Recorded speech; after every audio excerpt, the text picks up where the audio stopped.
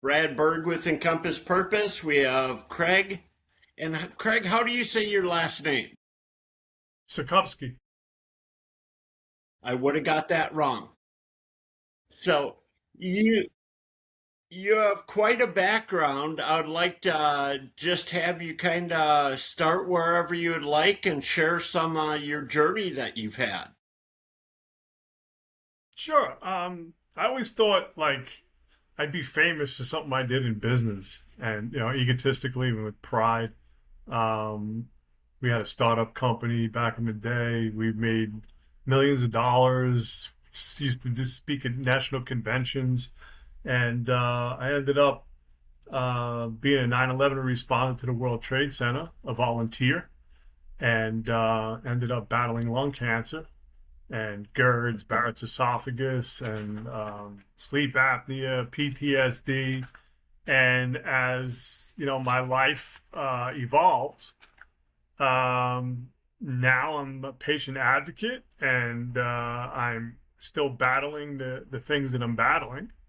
However, that being said, I'm here to serve a message. All right, so I'm here to disturb the comfortable and comfort the disturbed. I think the earth needs a wake up call, and I'm the guy going to give it. And I say that because, we're all going through something every day. And I don't want people to feel like they're less than. Nobody's broken. And, for the longest time, I felt less than and broken. And what I realized was I needed to alchemize everything in my life. And I've done that. And I want to share how I've done that. Because, when the odds are against you, change the odds, become the house. The house always wins because everybody pays a vig. And once you become the house, the odds change. And I became the house for myself because this is the only real estate we could own right here. So a mindset and being able to alchemize everything. I have, I've been bankrupt. I've been molested as a kid, drug addict in my teens, divorces, lost houses, cars, businesses, businesses in other countries and multiple genres. And one thing that I've learned is you have to keep going through it. It's painful. Life sucks. And you have to evolve through it. And that's what I'm here to do. I'm here to help people evolve. I don't know how much you know what I do, but we have inpatient treatment and then we have sober living. And we take on a lot of furloughed cases. So guys coming from prison, um, or jail, furloughed here. And it's surprising in a year with changing their cognitive mindset, how far they can get. It's just incredible to see their lives change. In a year, that's like an eternity, right? Like we do pivots. We do pivots. Once you decide on that's it, I'm done. That's the deciding point, right? Because we're at points, right? The ultimate goal is here, and we're here. So whatever it is that you want to be, you have to be that right here. So the change has to be right because we have something called the reticular activating system. All it wants to do is please us. Everybody has it. And I love when I talk about the reticular activating system and the quantum field, and people like, oh no, I don't learn that way. No, that's exactly how you learn. It's called human behavior, right? So it's like it's fairly new concepts, but this is all ancient technology. And once we tap into who we are, man, the sky's the limit, right? It's just we're constantly evolving. And what happens is people get stuck emotionally attached to their stories. And I tell people all the time not to be callous, but it doesn't matter what your story is. I don't care what your story is. It's the emotional attachment that you have to that story. Because once you're able to alchemize that, you change that biochemistry set in it within. And once you control your emotions, you control the chemicals that change those states. And I've taken the time to learn about everything that changes in my body. And what I've really done for myself is I've alchemized all of this stuff that I have no emotional attachment to any story that I have. because they're just stories. I get it. Yeah, and the thing is, no matter how great your life is today, that struggle can come back tomorrow. So, Boom. Rent is always due. That's what I tell my clients. Rent is always due every day. Every day you got to stay in the feel goods because we're hooked on adrenaline and cortisol, right? We're constantly fight, flight, freeze. But what we won't realize is like when you get hooked up to the oxytocin and serotonin, the feel good chemicals, why would you ever go back to the adrenaline and cortisol? I have incidences that happen to me. It's like, the universe is just playing with me, right? It's like constantly I'm getting bombarded with all kinds of things. And I just laugh sometimes. There's an expression that says you want to hear God laugh, tell him your plans. Because he's altered he, she, the universe, whatever you believe in, right? I believe that we all have this energy inside of us. And when death no longer scares you, right? Because I should have been dead a long time ago. Surgeries, procedures, bottoming out. I mean, it's an endless story of nonsense. However, it's just a story. Like I said, I have no emotional attachment. And this is what I want to share with people. It doesn't matter if you're coming out of jail. It doesn't matter if you're walking off a plane. It doesn't matter, like, what your story is, how horrific it is. Because I've had people in my life, like the most terrifying, horrific stories. I had a friend of mine, Magisha. Him and his brother walked from DR Congo to the Naka Valley Refugee Center in Uganda, right?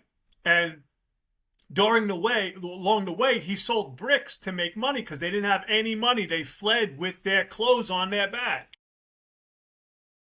He created a school where he had 500 students at the Naka Valley Refugee Center. So what I was showing him was how you could have a sustainable project, right? Where you could feed all of these 500 kids and you could bring all of this love to your project. And long story short, we were going good for about 2 months, and then he ended up getting killed. He ended up getting killed in a car accident, and he was going to get library books for his school. And I wonder, like, how somebody like that, right? He had 500 kids in his school. He created a school out of nothing. He walked from the DR Congo, right, to the Naka Valley Refugee Center in Uganda. In the end, he was 25 years old. Blows my mind. It blows my mind, right? So it's like there are people that come into this environment, this volcanic meatball, this earthly plane, that have been here before and have learned lessons, and I believe I'm one of them.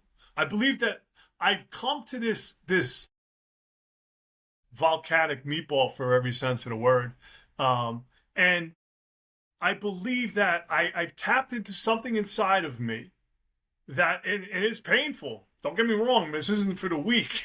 It definitely isn't for the weak. It's for people that want to evolve. Because if you're not evolving, you're dissolving. And what I share with people is how amazing that you are. It doesn't matter what you've done.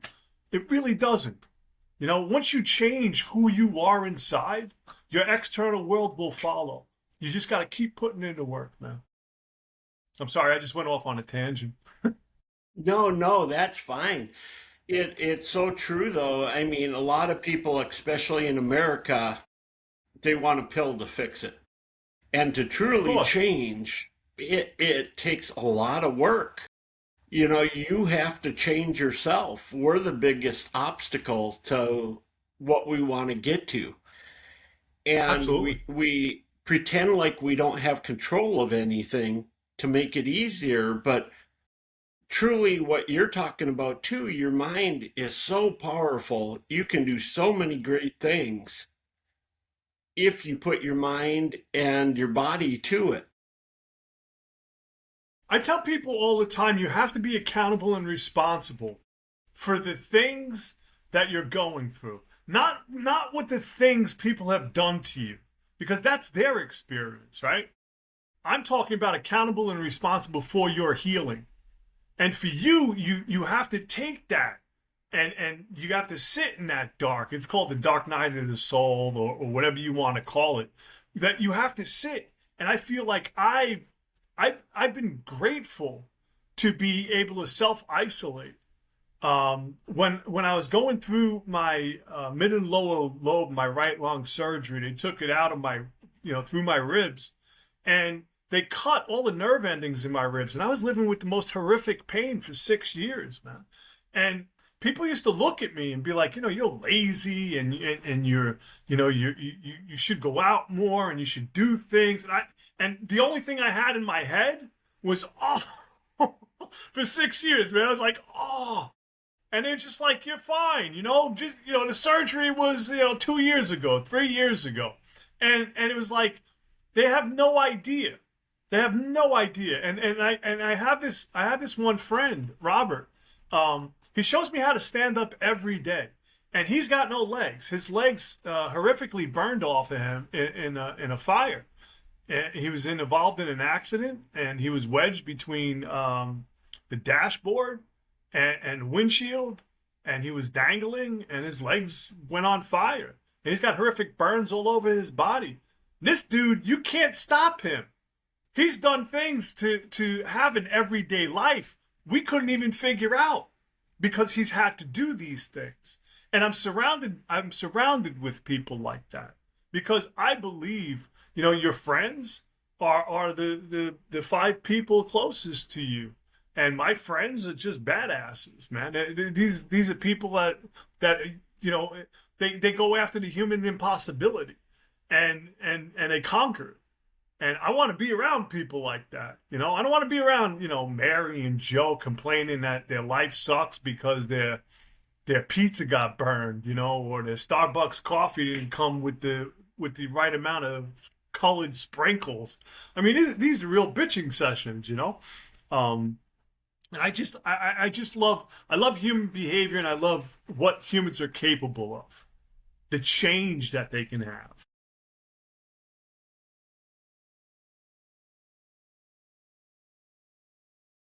It's true. And, I've heard, and I'm sure you've heard this too, we all have a ton of problems till you have a health problem. Then you only have one problem. You know, I've been battling this you for 13 especially, years, man.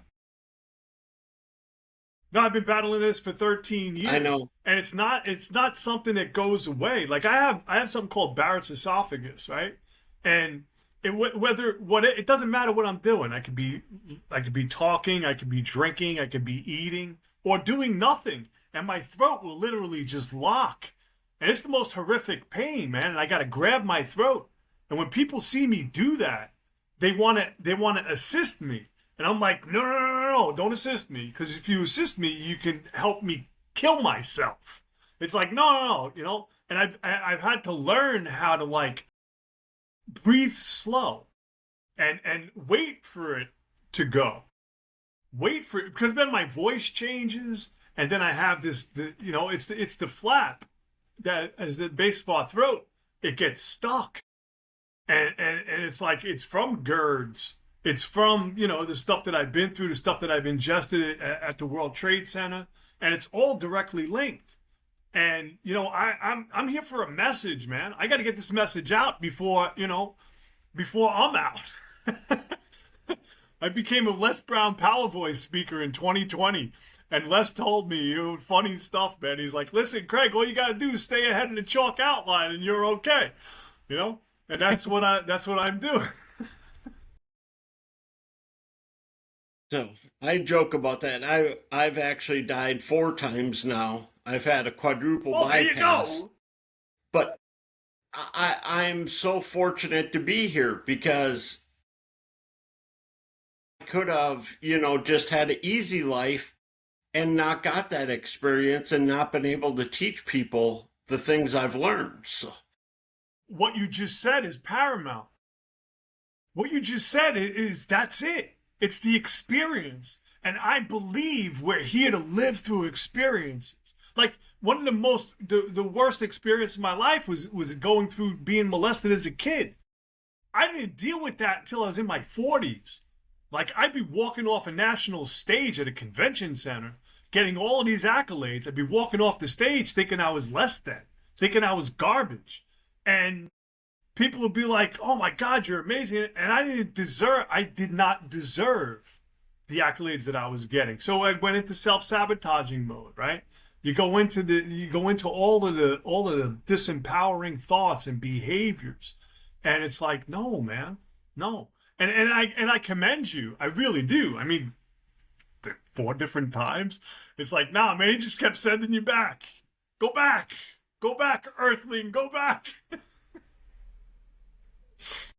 Well, I say that 3 of the times were before I came to God. So it was like the devil didn't want me, and God said you hadn't even started yet. So I kind of There's a totally lot of switched power when in I was in surrendering. my 40s. Yep. There's a lot of power I in totally surrendering went because it's the only from thing you got. doing business to serving people and helping people. And that's what I see a lot with addiction. It's not the addiction, it's self medicating from being molested as a kid or physically abused or neglected or many things like that.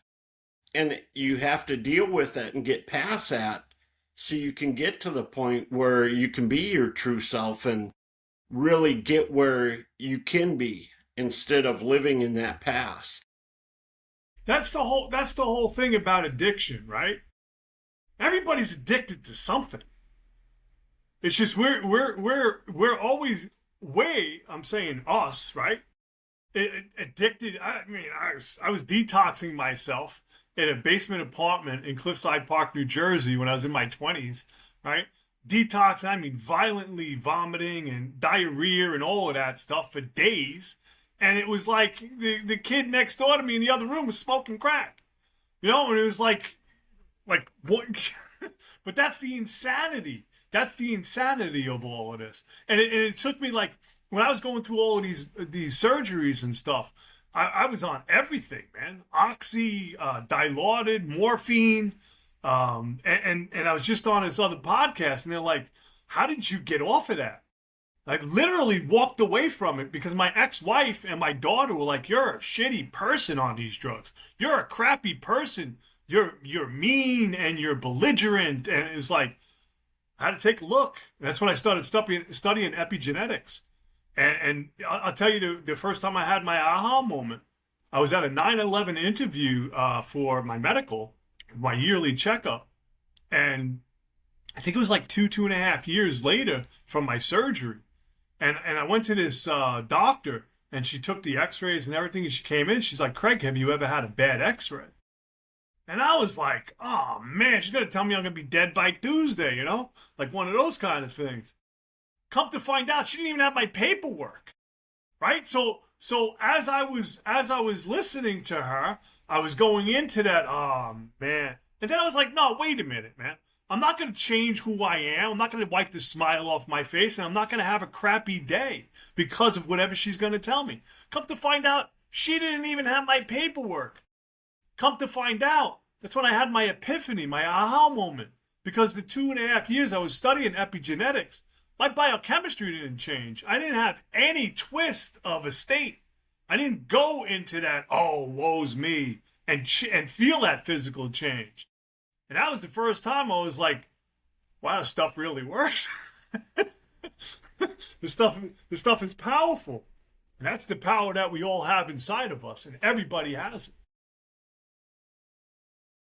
My mom told me something that's always stuck with me now. She was going through kidney issues, and that's actually what she passed from. But she said, either they fix me and I feel better, or I die and I go to heaven. It's a win-win. My mother was sick for 16, I think, like, whatever. Because if you say the wrong year, everybody's like, oh, you was 14, not sick, whatever. She was sick for a really long time when I was growing up. And I used to watch this woman, like the embodiment of a true spirit, right? She used to wake up, take all of these pills, right? Just to start her day. And I grew up with a dad that was a flamethrower in the Marines. He was one of the chosen few in Korea.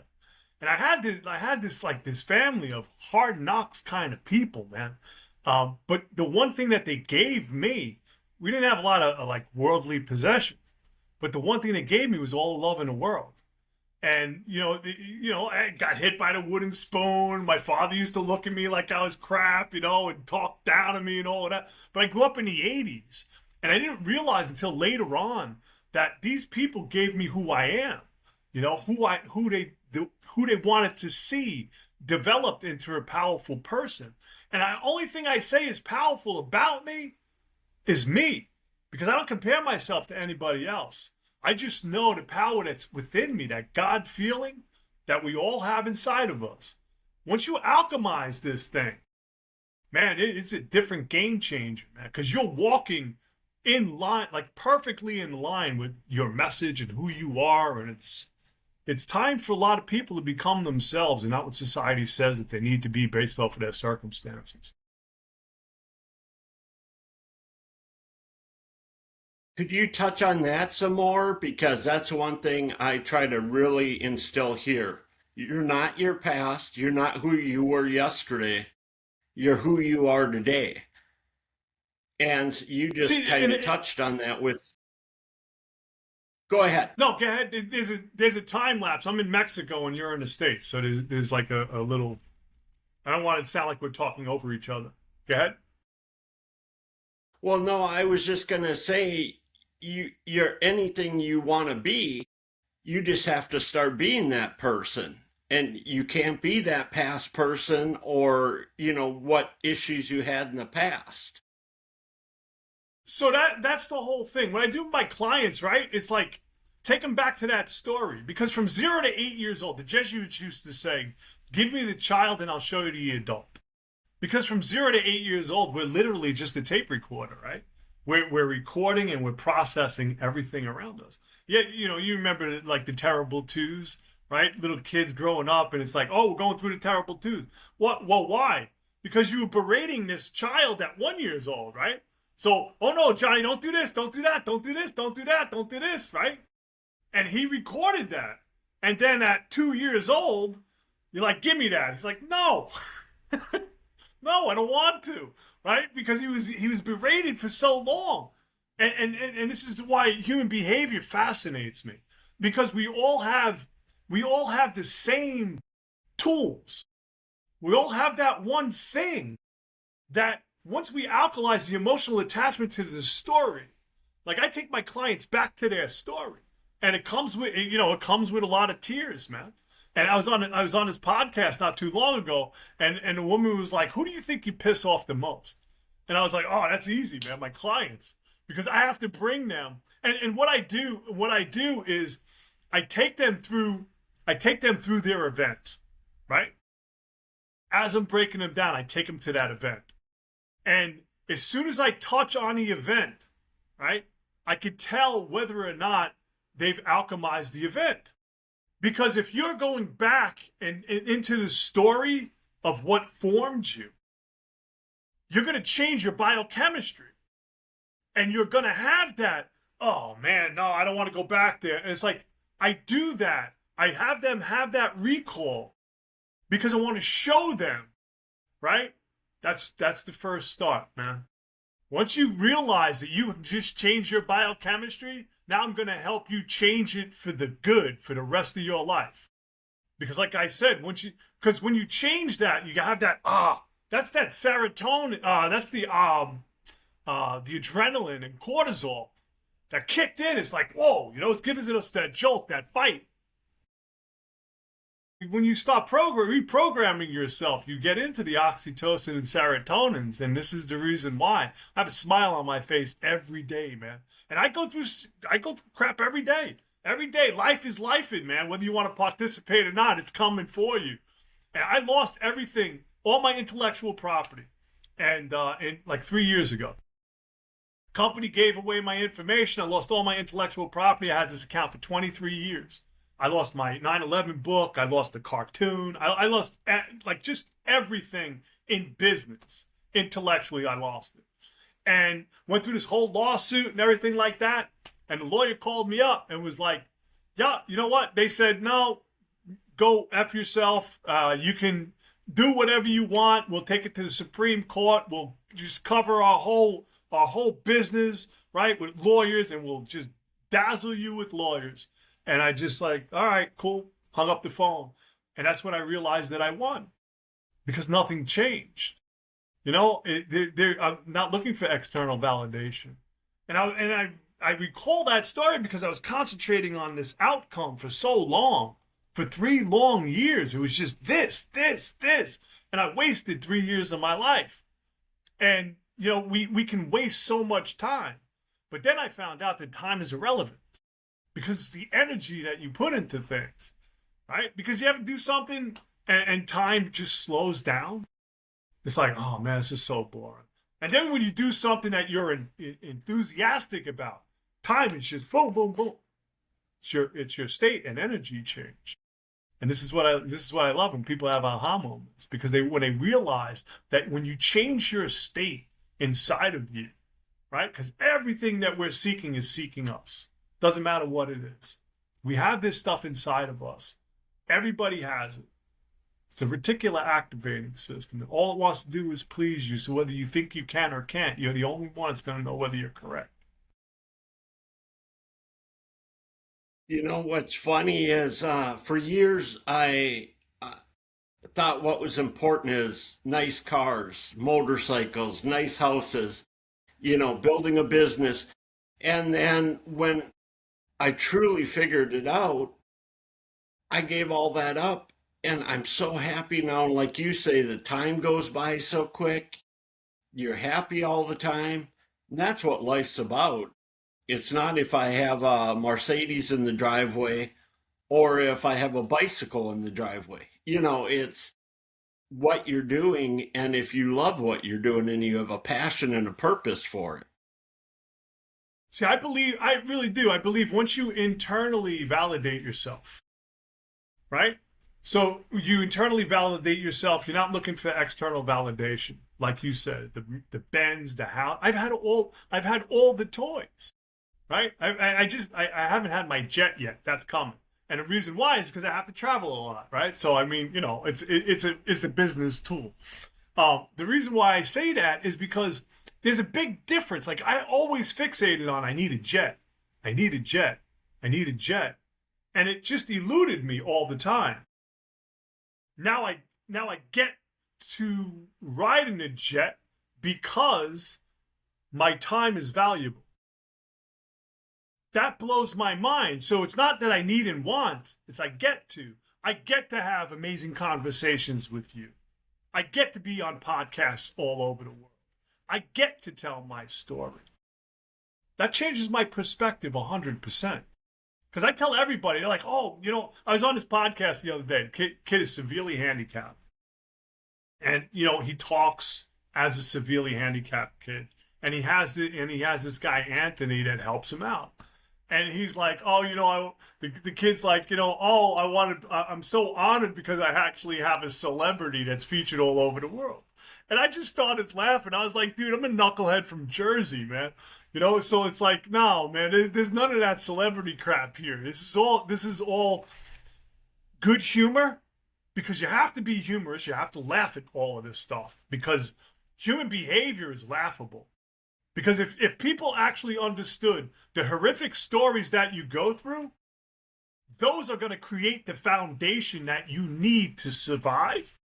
You've lived it the whole time as a survival mechanism. Now it's time to thrive. Now when we thrive, we have smiles on our faces because we've actually gone through those stories. We've actually alchemized all of these things in our life. And that's when you have fun, man. That's when you really have fun. When you can look at your life and just shake your head and say, you know what, it's an experience. I mean, I get to talk to guys all over the world about being molested. And it's like, it's no big deal to me, right? Because if it was such a bad event, I'm not saying the event wasn't bad. The experience itself has taught me how to help thousands of men around the world. So it's like, it is what it is, man. So I didn't go through anything like you did, but one thing I carry with me, and I'm sure you probably do too, is if I made it through that, I sure can make it through this. It's no big deal. Just keep going. That's what That's what I tell myself whenever I run into an obstacle. And the thing is, it's not that, right? So that's comparison. The human mind gets triggered off of the experiences that we have individually. So whatever you went through, that shaped who you are. That shaped who you are. You've gone through it. So those levels of horrific are stationed for you. It's just a different story. That's all we are, is a collection of different stories. And the thing is, it's like there's nothing that is deeper than anybody else, because those stories that you have are your stories that have given you your mindset. My stories have given me my mindset. They're just different characters in your life that play into, you know, who you are. And we play a character. We have an avatar. And I really do. I love what I do because it fascinates me. When somebody has an aha moment, when I take them and they're just like, oh, you know, living whatever they're living with for 25 years, man. They're dug in and they're like, I can never change. I can never change. And then from that day forward, they changed. I get to do this, man. You know, I get to love people. The other thing I found, and I mention it to my guys all the time, you learn a lot more from them terrible situations than you do when everything's going great, because you don't pay attention when everything's going great. You pay attention when it's bad. And you can learn so much, and you can share, like you say, with other guys. Once you figure it out, you can share your experience to help them so they can get past their experience.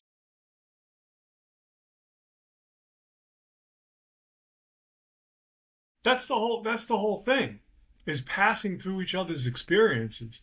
Not to feel like you're less than. Not to feel like there's something wrong with you, like you're broken. You're not. You whatever. If anybody's listening to my voice right now or seeing this face for radio, we're all going through something. We're all going through something. Every day, we're going through something. I think Les Brown used to say it's like we're going through something, we've gone through something, or we're ready to go into something. It's just a continuing thing, man. You know, it's situations, and I believe that these kids nowadays, right? I'm gonna be on a Future Millionaire podcast, right? Whole bunch of teenagers and young adults, and it's like how they don't even know what they're not supposed to know yet. They don't, right? Because they're young kids. They're young kids. So if you could build that mindset now, if you could have that unrelenting mindset, if you could have, hey, you know what? Whatever comes at me, just comes at me. I'll alchemize it. It's like mental martial arts. You know, it's like wax on, wax off. It's like life is coming out. Oh, you got cancer. Yeah, you know what? Yeah. I've been told I was potentially being treated for cancer 4 different times. Right? Two times it was for male breast cancer. And my buddy Tom, before he passed away, he used to have the craziest jokes in the world, man. He used to be like, you know, one day when you're a man, you'll get a manly cancer. I mean, male breast cancer. Come on, man. It's like, don't you feel embarrassed? I was like, oh man, this guy. But I mean, you know, we all go through things. I had a doctor tell me in 2024 that I've had a whole plethora of knee surgeries, man. I don't know, 13, 14 knee surgeries.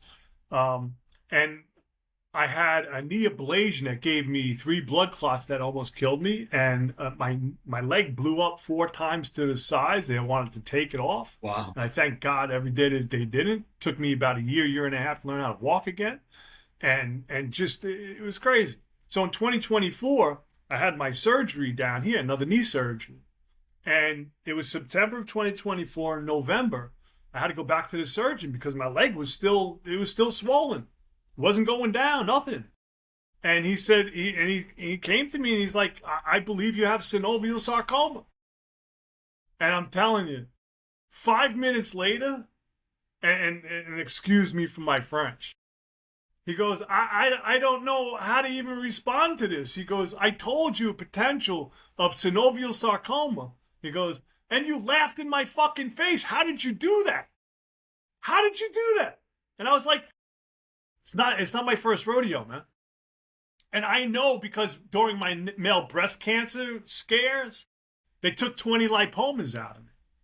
So I knew the synovial sac was probably fine and it was probably just another lipoma.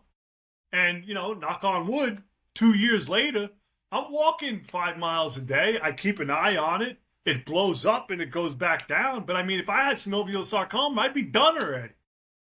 So, I mean, it's like, you got to take everything with a grain of salt. I mean, I drink mushroom beverage every day. I created a mushroom drink. And, there's, a guy on a podcast, he used to be like, you talk about health and all this and you're still sick. I was like, yeah, but you're not paying attention. I'm still alive. That's the part that's still, that's the part that gives me, a little enthusiasm. I'm still breathing, I'm still going. I don't see doctors anymore. I don't. I just don't. It's kind of like I got not kicked out, the World Trade Center Health Program. That's a whole mess all on its own. And it's like I had to come to Mexico because primary insurance, they wanted like $3,900 a month for primary insurance. That's like, I'm probably getting it reduced to $1,900 a month. Who can afford that? Who can afford that? Right. I could live in Merida, Mexico for $1,900 a month and be seen by doctors all the time. I guess it's just a different choice, and I'm just in a different part of my life. It's my story, and I'm sticking to it. So when you do coach people, how do you start out? What's your journey with them? So, like, I tell people all the time, everybody, I give everybody 15 minutes.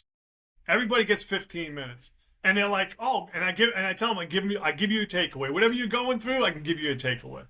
Because it's going to be the start of their journey. And I know, like, you can give this stuff away because 99% of the people ain't going to do anything. Right? So I've done it like this for a reason. There's no place on my website where you can put a Visa or MasterCard. Because I take everybody individually to see if I'm in alignment with them and they're in alignment with me. Because I'm not going to waste my time dealing with somebody that's not going to pursue what I'm teaching. And you can tell in 15 minutes whether somebody's interested.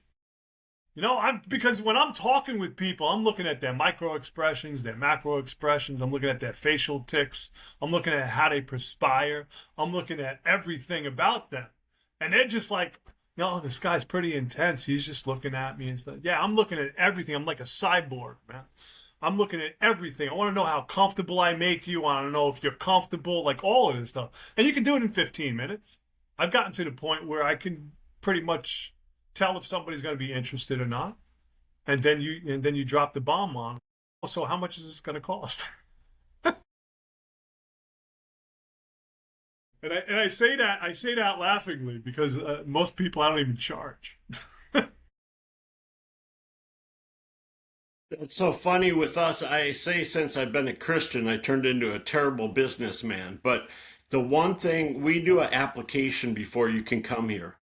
And the one thing we always ask, whether you can pay or not, is do you want to change?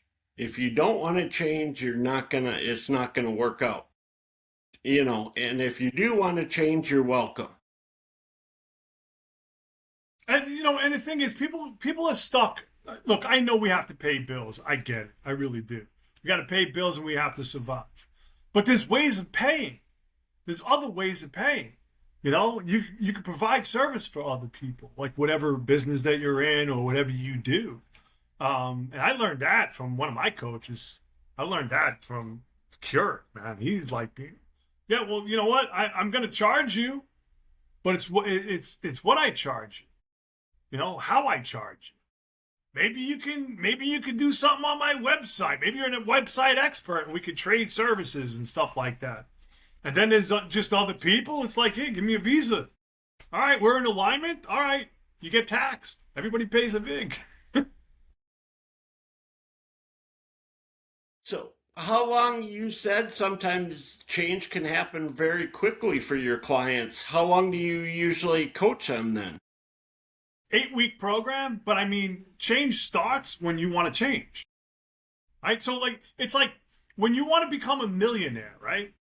Oh, you know, it's a future event. I'm going to be a million. No, think like a millionaire now, right now. As soon as you're hearing my voice, think like a millionaire. And from this point forward, act like a millionaire. And be like, wait, but you know what? I don't have the thing. That's right, you don't. So you have to have faith in yourself, right? So you have to have more faith in the things that you cannot see. And stop looking at the scoreboard.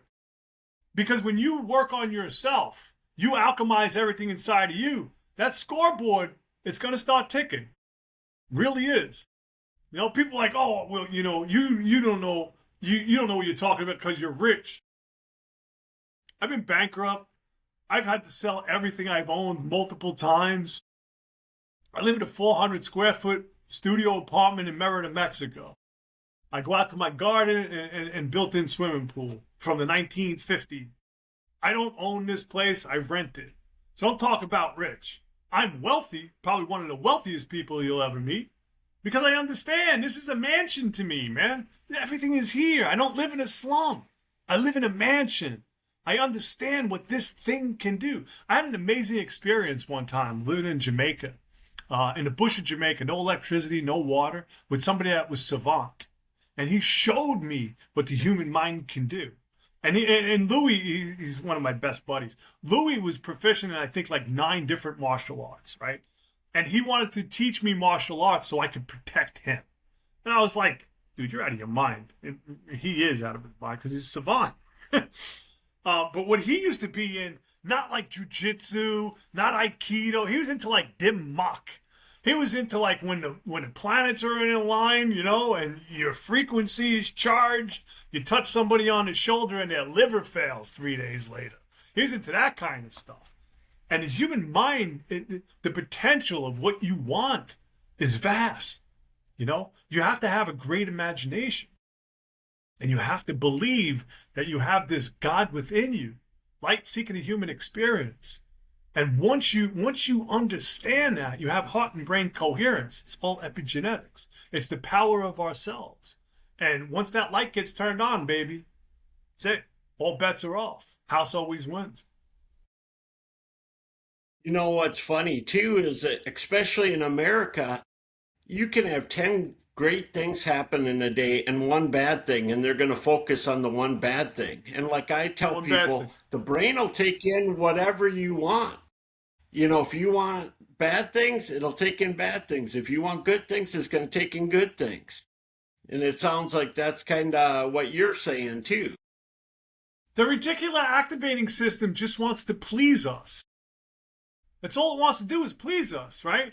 So if we're concentrating on that stress modality, it's just going to give us stressful situations. You know, I think it's like Neville Goddard. I think everybody should listen to Neville Goddard, right? Just listen to him all day long. Just listen all day long. Listen to like Joe Dispenza. Joe Dispenza meditations all day long. Have it outside of you. Like this is my stuff, right? I mean, I have my notes everywhere, because I understand what the human mind does, right? And subliminally, it's picking up all of these messages. I'm not consciously thinking about this stuff, right? So when I'm walking by, it's picking up pictures. All it's doing is picking up pictures, and it's processing the pictures. And if you're in that low vibration and you're living in that crappy, oh man, I got bills and I got socks and all of that, there's something called false positivity. You know, you listen to these new gurus that are talking about, oh, unicorns and rainbows. That's great, right? But if you're a unicorn and rainbow and all day long, but your subconscious is like, God, man, like I'm stressed and you have to be from this point to this point. It's the person you become in the middle. Like I tell everybody, I'm the shaman from Jersey. They're like, oh, that's a little egotistical. Shaman just means healed, man. That's it. That's all it means is you've healed yourself, right? So I needed to become the shaman here ahead of the event. And in the process, all of these ups and downs have made me a resilient person until I became the shaman. And I've become the shaman for myself. I believe the self-isolation that I've done here for 2 years has paid off. And it hasn't altered my life, because I was already self-isolating when I was alchemizing the 6 years of being in extreme pain. So you have to go through certain things in this world to achieve the scoreboard, man. Because the scoreboard right now is starting to tally, and I love it. I really do, because I'm seeing the effect. I'm on great shows like yours, man. You know, I was on Law Enforcement Talk Radio, 48 million viewers. I'm going to be on the Future Millionaire podcast. This kid's kicking ass all over the world. So it's bringing me into these amazing audiences, and as soon as I can help somebody, right, I get off on this stuff, man. This is my aha moments, when somebody's like going through something worst. I mean, the worst of the worst, and then they're like, "Oh, you know what? I could be empowered from my pain." Yes, you can grow through your pain. And that's what I want to do. I want to help people heal themselves. And there's some people like, "Oh, you've done so much for me." I haven't done anything for you. You've done it for yourself. I just had some tools in my tool belt, man. Like I said, I'm just a knucklehead from Jersey. And if I could figure this out, you can too. And that's like giving people the tools that they need, because they don't realize that we're not taught this in school, and Oh, so God. showing people, The whole school showing people system should what be they shut can do. down, man.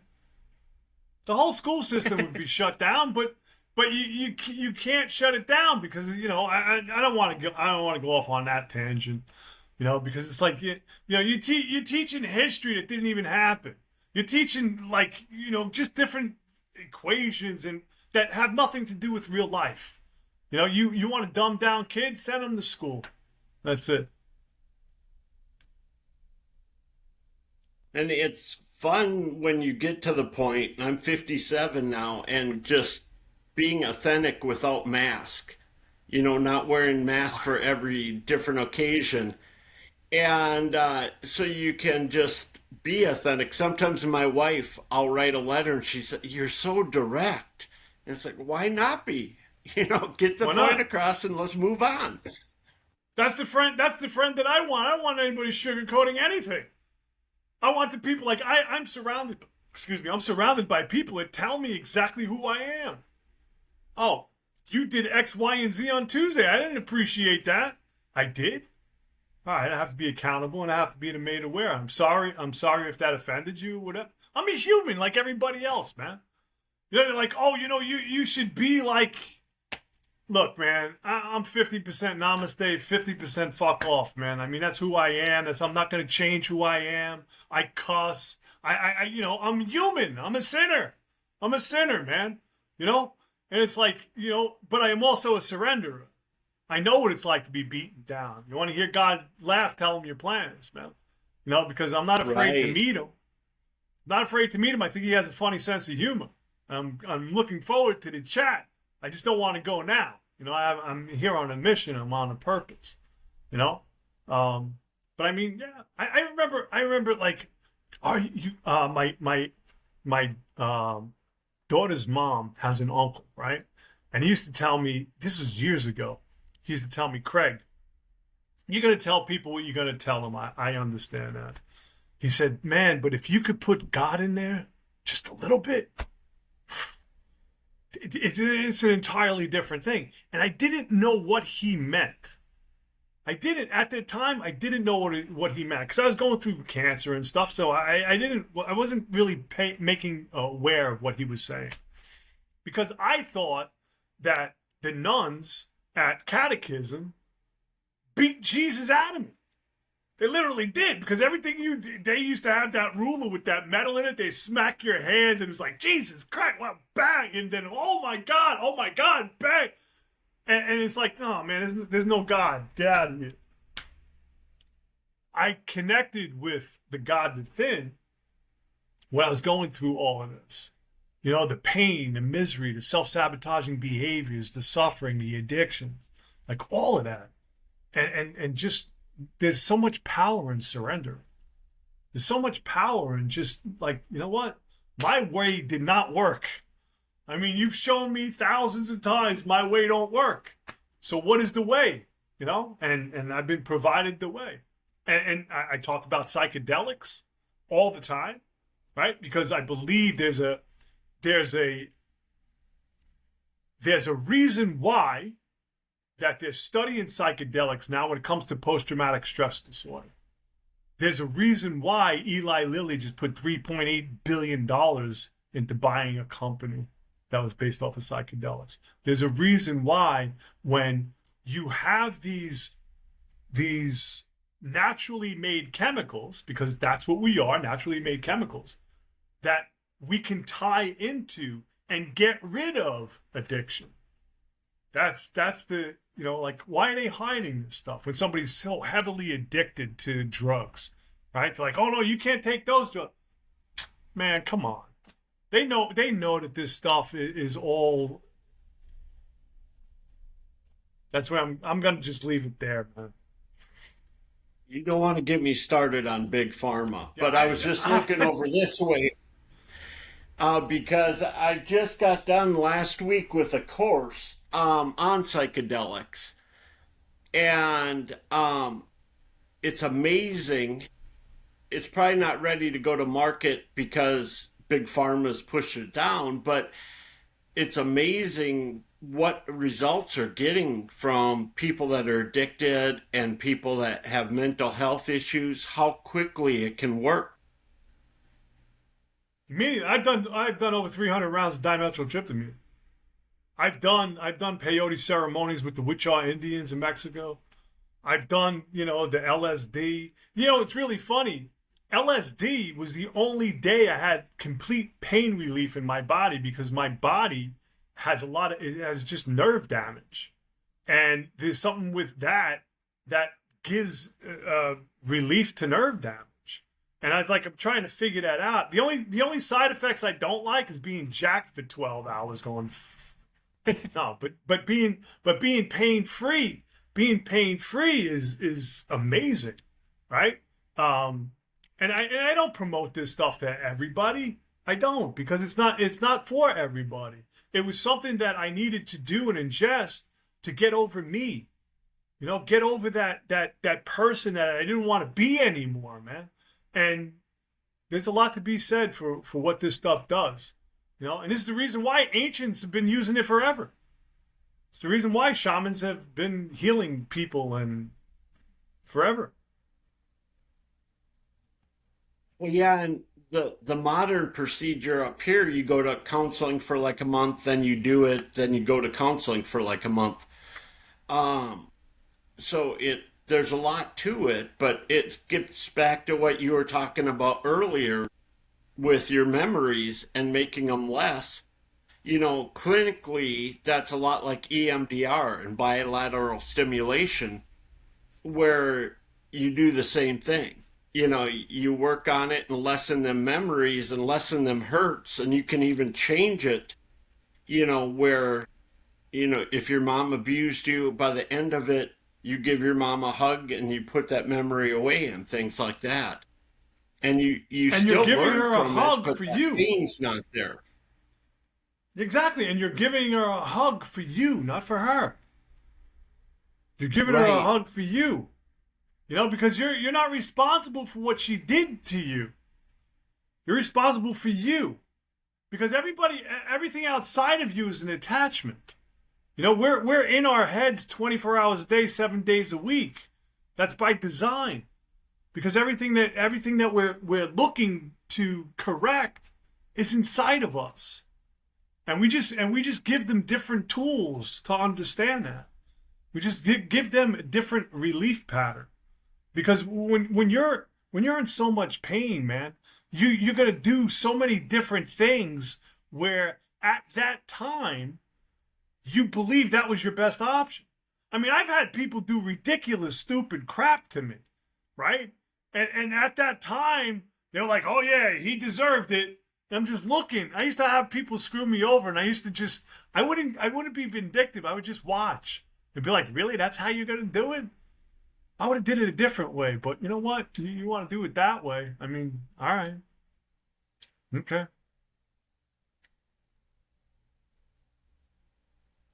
Yeah, and it's funny. I remember I had one guy come to me. He just went through a terrible breakup.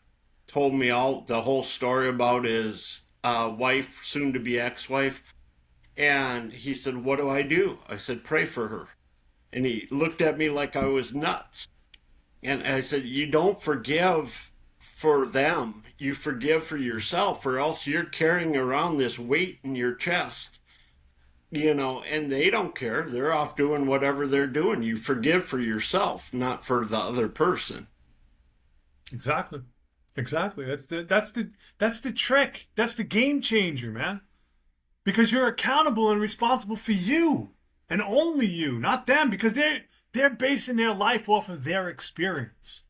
Right? So if you have somebody that's abused as a child, they're going to have all of these different triggering mechanisms than you that was given love and support. That's when that whole codependency shows up. That's when the love bombing shows up. That's when all of these isms show up. And it's like I've had all of those isms in my life.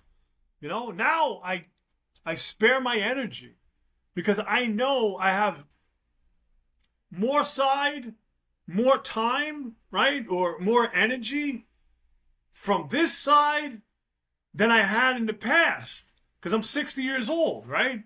So I don't know how much time I have on this side. However, I have to multiply it. I have to put my time and energy into this stuff, into me. So I have to use my energy sparingly, man. I don't go into the energy vampires anymore. It just doesn't. I feel people. I really do. And there's some people that you can tell. You walk in on a conversation and you just see people. And it's funny.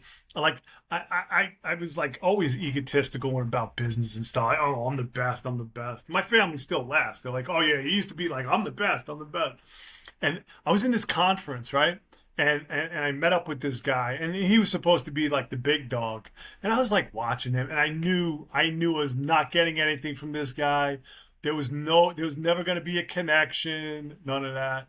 And he was just, pumping his chest and arrogantly spewing all of his crap. And then he looked at me and he was like, "So where do you get all your information?"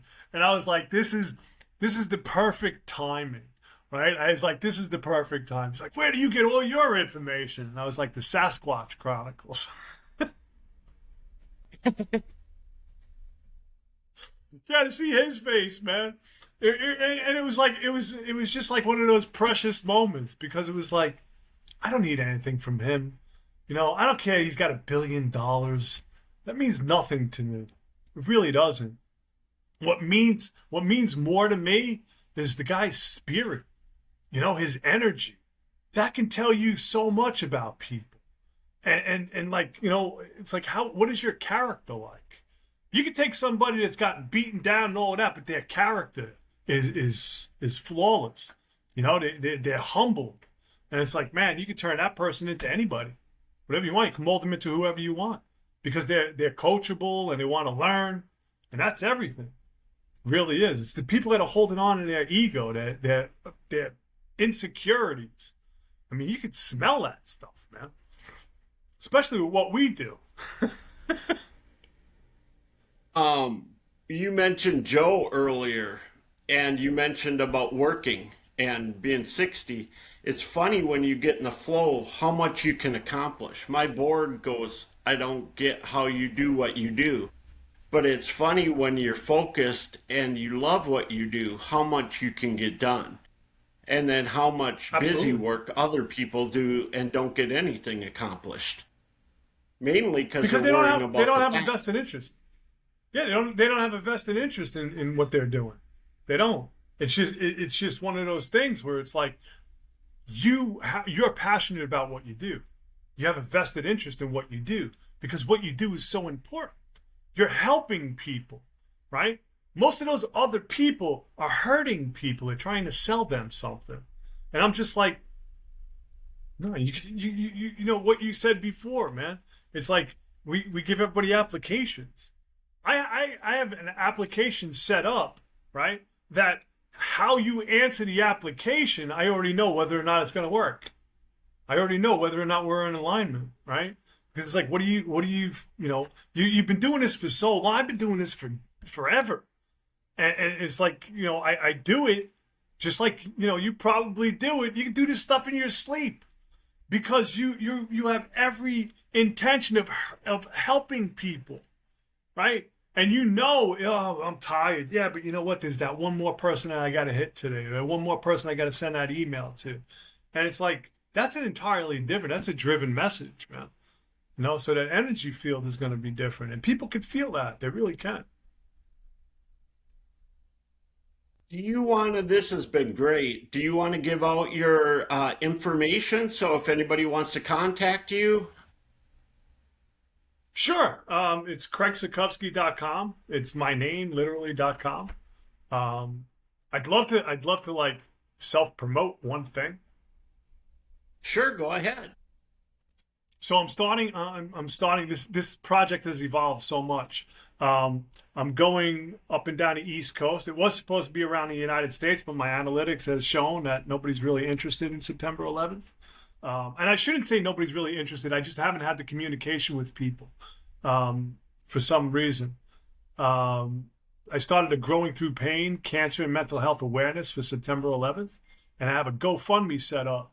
And the reason why the GoFundMe is set up is because I'm putting together a documentary and telling my story as well as story of first responders and people that are going through cancer and stuff right now.